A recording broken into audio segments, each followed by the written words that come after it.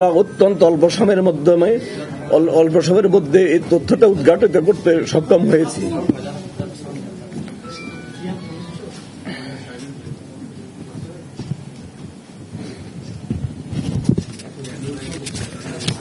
এখানে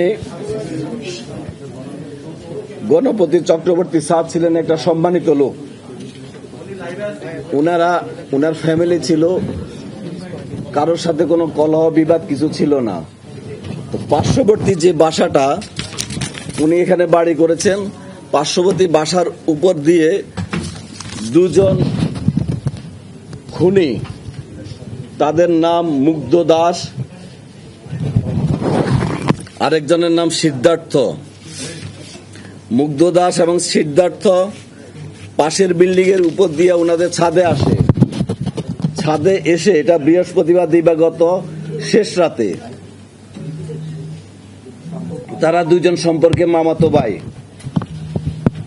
ছাদে এসে ওই ছাদে বসে তারা নেশা করে, ইয়াবা সেবন করে। ইয়াবা সেবন করাকালীন গণপতি স্যার, আমাদের ভিকটিম গণপতি চক্রবর্তী স্যার, যখন উপরে সাউন্ড শুনে তিনি উপরে যান। খালি গায়ে ছিলেন, কাঁধে একটা গামছা ছিল। তিনি ওদেরকে ওনার ছাদে বসে আড্ডা দেওয়ার ব্যাপারে জিজ্ঞাসা করলে, চ্যালেঞ্জ করলে, ওই দুইজন খুনি, তারা যেটা আমি কথা বলেছি আসামিদের সাথে, আসামিরা তাদের পরিচয় প্রকাশ না করার জন্য, সমাজে তাদের যেন পরিচয় প্রকাশ না হয়ে যায়, তাৎক্ষণিকভাবে ওই স্যারের গলায় যে গামছাটা ছিল সেই গামছা দিয়ে পেঁচিয়ে উনাকে সেখানে হত্যা করেন। গণপতি চক্রবর্তী স্যার যখন স্যারকে খুন করা হচ্ছে, তখন উনি বাঁচার জন্য আপ্রাণ চেষ্টা করে এবং কিছু শব্দ হয়। শব্দ শুনে গণপতি চক্রবর্তী স্যারের স্ত্রী প্রীতিলতা চক্রবর্তী ওরফে ভোলা, এই ম্যাডাম উপরে আসার চেষ্টা করেন। উপরে আসার সময় ওই উনাকে সিঁড়ির মধ্যেই গলায় গামছা পেঁচিয়ে, সেখানে ছাদের উপরে কাপড় চোপড় ছিল, পুরনো একটা গামছা পেঁচিয়ে উনাকে সিঁড়ির মধ্যে হত্যা করেন। উনার চিৎকার চেঁচামেচিতে উনার মেয়ে প্রার্থী চক্রবর্তী, বয়স 25, সে যখন এগিয়ে আসে, প্রার্থী চক্রবর্তীকে তারা খুন করে গামছা পেঁচিয়ে। খুনিদের বক্তব্যে আমি যেটা শুনলাম, প্রার্থী চক্রবর্তী মারা যাচ্ছিল না, প্রায় 4-5 মিনিট লাগে তার প্রাণ যাওয়ার ক্ষেত্রে। সেই সময় তারা রশি দিয়ে তার গলায় এবং মুখে পেঁচিয়ে ধরে। একটা প্যাচ গলার উপর দিয়ে যায়, একটা প্যাচ মুখের উপর দিয়ে যায়। তারা এত জোরে এই রশিটা টান দেয়, তার মুখের চোয়াল ভেঙে যায় এবং চোখটা ঠিকরে বের হয়ে যায়।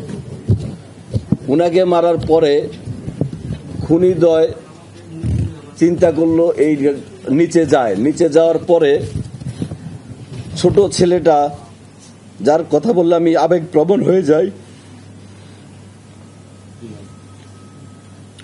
রংপুর জেলা স্কুলের 5ম শ্রেণীর ছাত্র প্রিয়ম, আমার ছেলের বয়সী,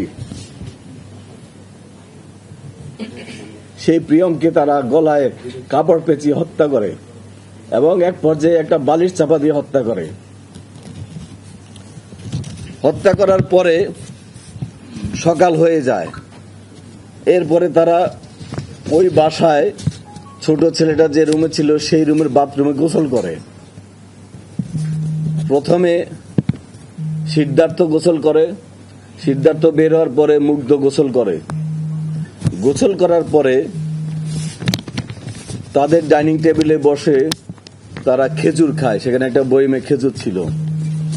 খেজুর খাওয়ার পরে তাদের কাছে একটা পিস ইয়াবা ছিল। সেই ইয়াবা তাদের ডাইনিং টেবিলে বসে সেবন করে এবং ইয়াবার আলামত আমরা পেয়েছি। ইয়াবা সেবনের পরে সকাল হয়ে যায়, জুমার দিন ছিল। তারা অপেক্ষা করতে থাকে বাইরে লোকজন যেন কমে যায়।